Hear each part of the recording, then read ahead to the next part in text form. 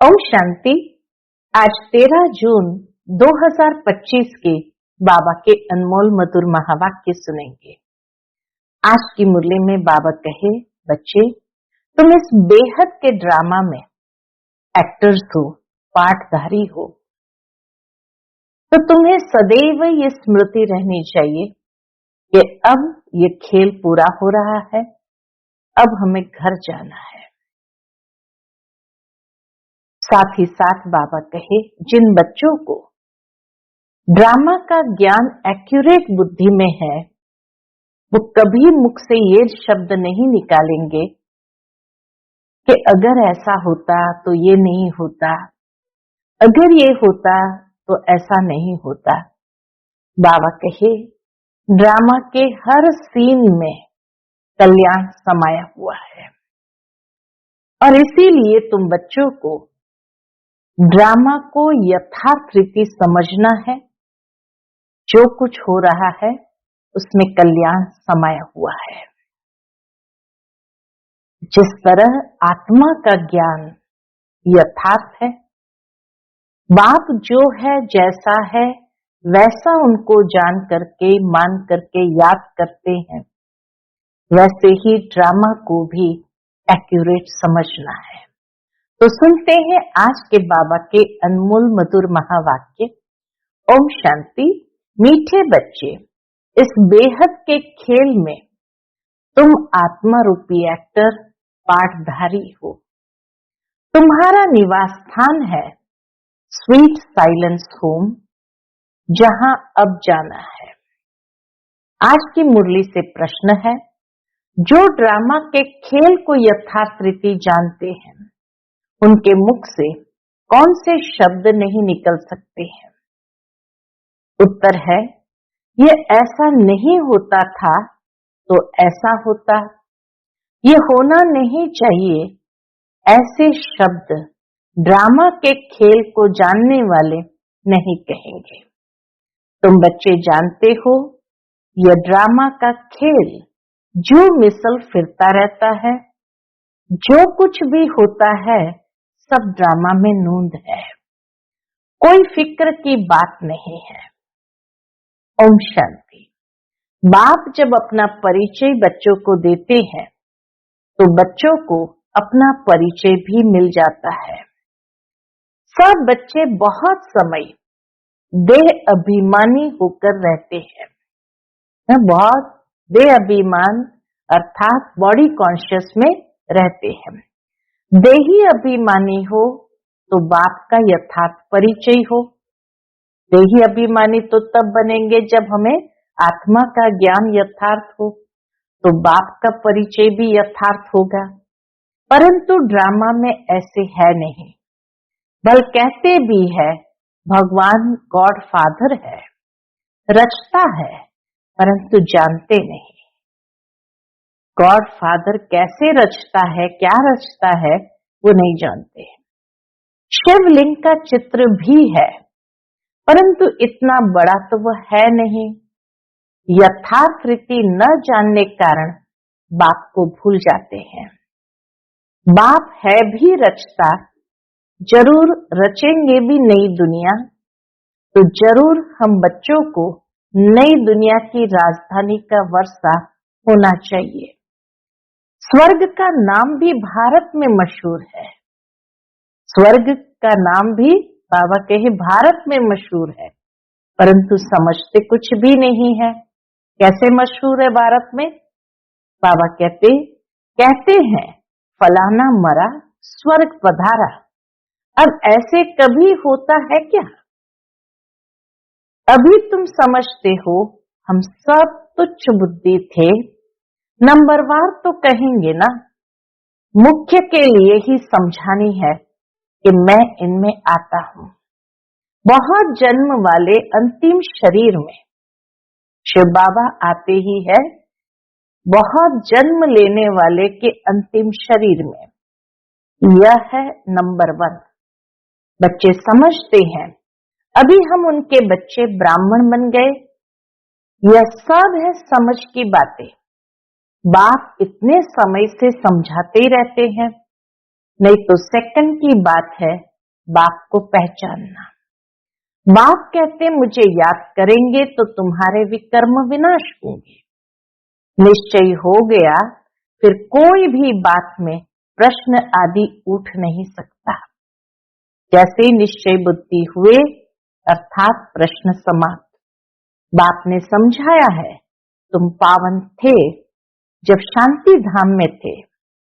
यह बातें भी तुम ही बाप द्वारा सुनते हो कि हम पावन थे जब शांति धाम में थे, फिर नीचे आए तो पतित बनते गए और फिर अभी पावन बनना है। तो ये बातें बाप के द्वारा ही हम सुनते हैं, दूसरा कोई सुना न सके।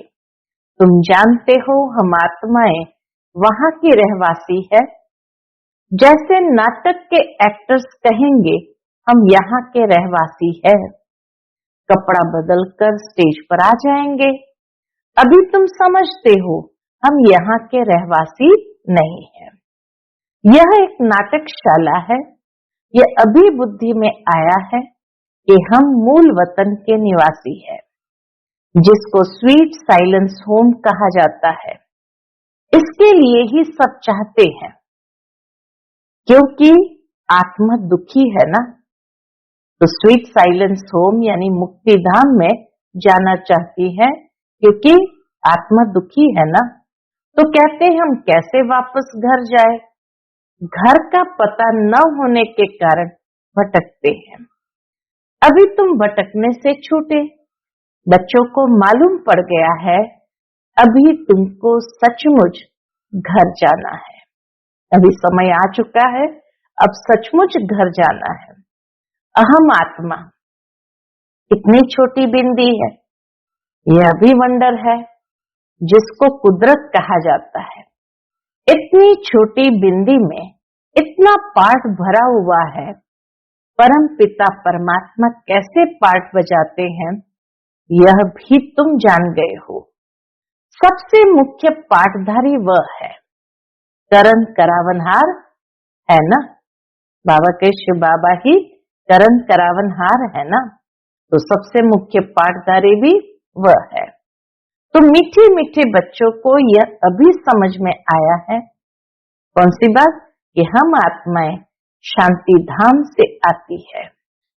आत्माएं कोई नई थोड़ी निकलती है जो शरीर में प्रवेश करती है, नहीं। आत्माएं सभी स्वीट होम में रहती है, वहां से आती है पार्ट बजाने।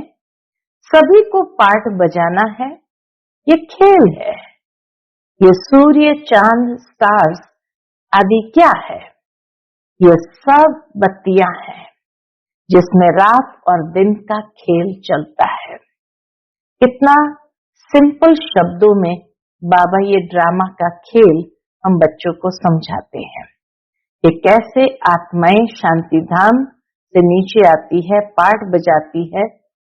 ये खेल जहां बना हुआ है, तो सूर्य चांद स्टार्स ये सब बत्तियां हैं जो दिन और रात की बत्तियां जगाते हैं। कई कहते हैं सूर्य देवताय नमः, चंद्र देवताय नमः, परंतु वास्तव में ये कोई देवताएं है नहीं। इस खेल का किसको भी मालूम नहीं है। सूर्य चांद को भी देवता कह देते हैं। वास्तव में यह सारे इस विश्व नाटक के लिए बत्तियां है। सूर्य चांद सितारे यह सब सारे विश्व नाटक के लिए बत्तियां हैं। हम रहवासी है स्वीट साइलेंस होम के, यहाँ हम पार्ट बजा रहे हैं। ये जू मिसल चक्र फिरता रहता है। जो कुछ होता है ड्रामा में नूंद है। ऐसे नहीं कहना चाहिए, कैसे नहीं होता था तो ऐसे होता था, ये तो ड्रामा है ना। मिसला जैसे तुम्हारी माँ थी, मम्मा माँ थी, ख्याल में तो नहीं आता था ना कि चली जाएगी। अच्छा शरीर छोड़ दिया, ड्रामा। अब अपना नया पार्ट बजा रही है। फिक्र की कोई बात नहीं। यहाँ तुम सब बच्चों की बुद्धि में है हम एक्टर्स हैं, ये हार और जीत का खेल है। ये हार जीत का खेल माया पर आधारित है। माया से हारे हार है और माया से जीते जीत। ये गाते तो सब है, परंतु बुद्धि में ज्ञान जरा भी नहीं है। तुम जानते हो माया क्या चीज है? ये तो रावण है, जिसको ही माया कहा जाता है। रावण को ही माया कहा जाता है, जिसके भ्रम में मनुष्य आ जाते हैं। धन को संपत्ति कहा जाता है, धन को माया नहीं कहेंगे। मनुष्य समझते हैं इनके पास बहुत धन है, तो कह देते माया का नशा है। लेकिन माया का नशा होता है क्या? माया को तो हम जीतने की कोशिश करते हैं, तो इसमें कोई भी बात में संशय नहीं उठना चाहिए। कच्ची अवस्था होने के कारण ही संशय उठता है। बाबा में संशय किसको उठता है? जिसकी कच्ची अवस्था है उसको ही संशय उठता है। अभी भगवान वाच है किसके प्रति? आत्माओं के प्रति। भगवान तो जरूर शिव ही चाहिए जो आत्माओं प्रति कहे। श्री कृष्ण तो देहधारी है, वह आत्माओं के प्रति कैसे कहेंगे? तुमको कोई देहधारी ज्ञान नहीं देता। बाबा कहे तुमको कोई देहधारी ज्ञान नहीं सुनाते हैं। बाप को तो देह है नहीं, और तो सबको देह है। जिनकी पूजा करते हैं उनको याद करना तो सहज है। देहधारी देह को याद करना तो सहज है। तो सारे देवी देवताओं की पूजा करते हैं, सब देहधारी है, तो देहधारी को याद करना सहज है। ब्रह्मा विष्णु शंकर को कहेंगे देवता, शिव को भगवान कहते हैं। ऊंच से ऊंच भगवान, उनको देह है नहीं। यह भी तुम जानते हो, जब मूल वतन में आत्माएं थी तो तुमको देह थी नहीं, तुम आत्माएं थी। ये बाबा भी आत्मा है, सिर्फ वह परम है। शिव बाबा भी आत्मा है, सिर्फ वह परम है। इनका पाठ गाया हुआ है, पाठ बजाकर गए हैं, तभी पूजा होती है। परंतु एक भी मनुष्य नहीं जिसको ये मालूम हो 5000 वर्ष पहले भी परमपिता परमात्मा रचता आया था। वह है ही हेवनली गॉड फादर। हर 5000 वर्ष बाद कल्प के संगम पर वह आते हैं, परंतु कल्प की आयु लंबी चौड़ी कर देने से सब भूल गए हैं। तुम बच्चों को बाप बैठ समझाते हैं, तुम खुद कहते हो बाबा हम आपसे कल्प कल्प मिलते हैं और आपसे वर्षा लेते हैं। फिर कैसे गंवाते हैं? वर्षा लिया फिर गंवाया कैसे? ये बुद्धि में है। ज्ञान तो अनेक प्रकार के हैं, परंतु ज्ञान का सागर भगवान को ही कहा जाता है। दुनिया में भले बहुत प्रकार के ज्ञान है, परंतु ज्ञान का सागर एक परमात्मा को ही कहा जाता है। अब यह भी सब समझते हैं विनाश होगा जरूर। आगे भी विनाश हुआ था, कैसे हुआ था ये किसको भी पता नहीं है। शास्त्रों में तो विनाश के बारे में क्या क्या लिख दिया है। पांडव और कौरव की युद्ध कैसे हो सकती है? अभी तुम ब्राह्मण हो संगम युग पर, ब्राह्मणों की तो कोई लड़ाई है नहीं। बाप कहते हैं तुम हमारे बच्चे हो, नॉन वायलेंस, डबल अहिंसक। अभी तुम निर्विकारी बन रहे हो। तुम ही बाप से कल्प कल्प वर्षा लेते हो, इसमें कुछ भी तकलीफ की बात नहीं। नॉलेज बड़ी सहज है। 84 जन्म का चक्र तुम्हारी बुद्धि में है। अभी नाटक पूरा होता है, बाकी थोड़ा टाइम है। तुम जानते हो अभी ऐसा समय आने वाला है जो साहूकारों को भी अनाज नहीं मिलेगा, पानी नहीं मिलेगा। इसको कहा जाता है दुख के पहाड़, खूनी नाहक खेल है ना। इतने सब खत्म हो जाएंगे। कोई भूल करते हैं तो उनको दंड मिलता है। इन्होंने क्या भूल की है? सिर्फ एक ही भूल की है, जो बाप को भूले है। तुम तो बाप से राजाई ले रहे हो, बाकी मनुष्य तो समझते हैं मरे कि मरे। महाभारत लड़ाई थोड़ी भी शुरू हुई तो मर जाएंगे। तुम तो जीते हो ना, तुम ट्रांसफर होकर अमर लोक में जाते हो।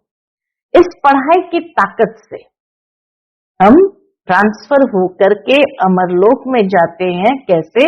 इस पढ़ाई की ताकत से। पढ़ाई को सोर्स ऑफ इनकम कहा जाता है। शास्त्र की भी पढ़ाई है, उससे भी इनकम होती है, परंतु वह पढ़ाई है भक्ति की। अब बाप कहते हैं, मैं तुमको इन लक्ष्मी नारायण जैसा बनाता हूं। तुम अभी स्वच्छ बुद्धि बनते हो। तुम जानते हो हम ऊंच से ऊंच बनते हैं, फिर पुनर्जन्म लेते लेते नीचे उतरते हैं।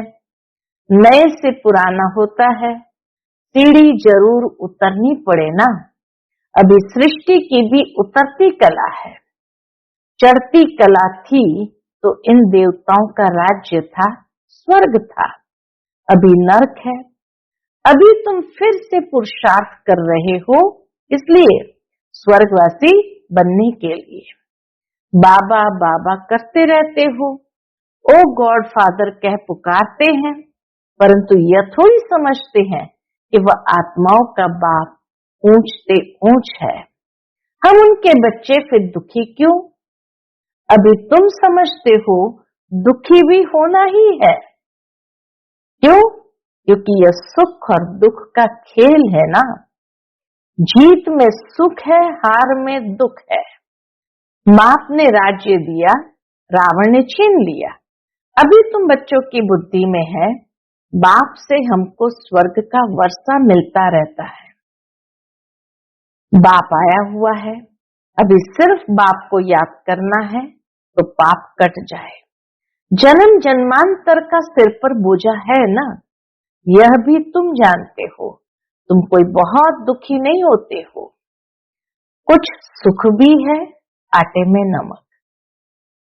कलयुग के अंदर कुछ सुख भी है, लेकिन कितना? आटे में नमक, जिसको कागविष्टा समान सुख कहा जाता है। तुम जानते हो सर्व का सद्गति दाता एक ही बाप है। जगत का गुरु भी एक ठहरा। वानप्रस्थ में गुरु किया जाता है। अभी तो छोटे को भी गुरु करा देते हैं कि अगर मर जाए तो सद्गति को पाए। बाप कहते हैं वास्तव में किसको भी गुरु नहीं कह सकते। गुरु वह जो सद्गति दे। सद्गति दाता तो एक ही है, बाकी क्राइस्ट बुद्ध आदि कोई को भी गुरु नहीं कह सकते। वह आते हैं तो सबको सद्गति मिलती है क्या? क्राइस्ट आया, उनके पीछे सब आने लगे, जो भी उस धर्म के थे। फिर उनको गुरु कैसे कहेंगे? गुरु माना सद्गति करने वाले। वो तो और ही सद्गति से नीचे ले आते हैं, तो गुरु कैसे कहेंगे? जबकि ले आने के लिए निमित्त बने हैं। वो ऊपर से नीचे ले आने के लिए निमित्त बने हैं। पतित पावन एक ही बाप को कहते हैं।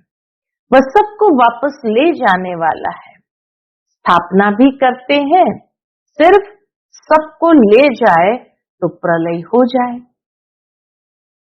प्रलय तो होती नहीं। सर्व शास्त्र में शिरोमणि श्रीमद् भगवत गीता गाई हुई है। गायन है यदा यदा ही धर्मस्य। भारत में ही बाप आते हैं। स्वर्ग की बादशाही देने वाला बाप है। उनको भी सर्वव्यापी कह देते हैं।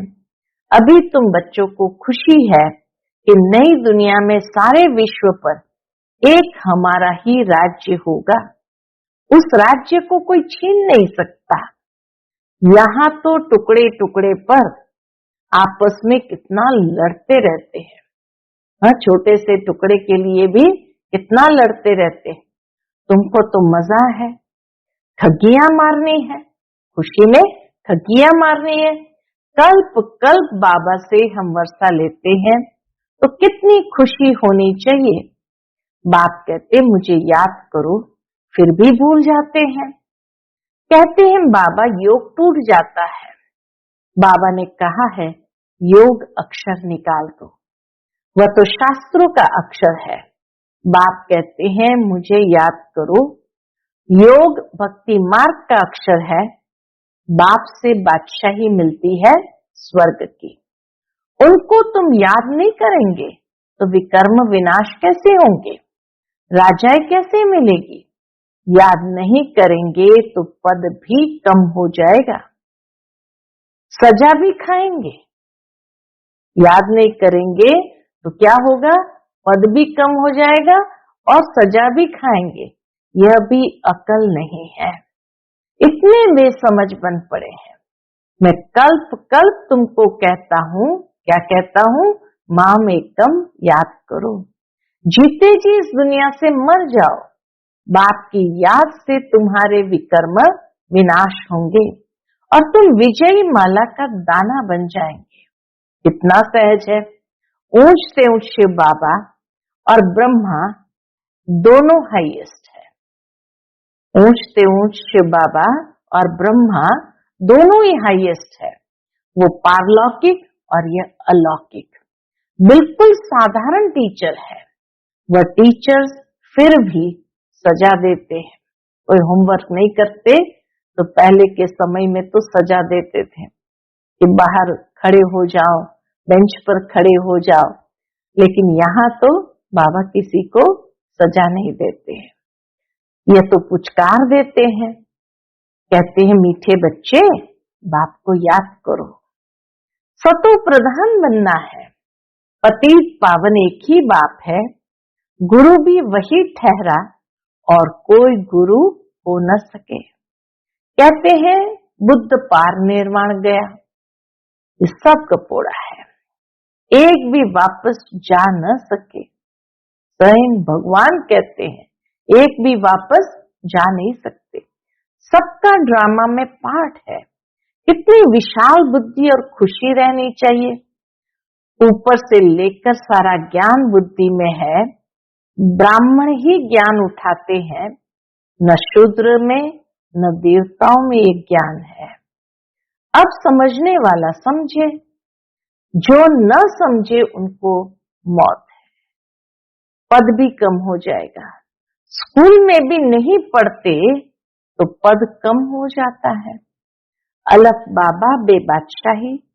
हम फिर से अपनी राजधानी में जा रहे हैं, फिर से अपनी राजधानी में जा रहे हैं।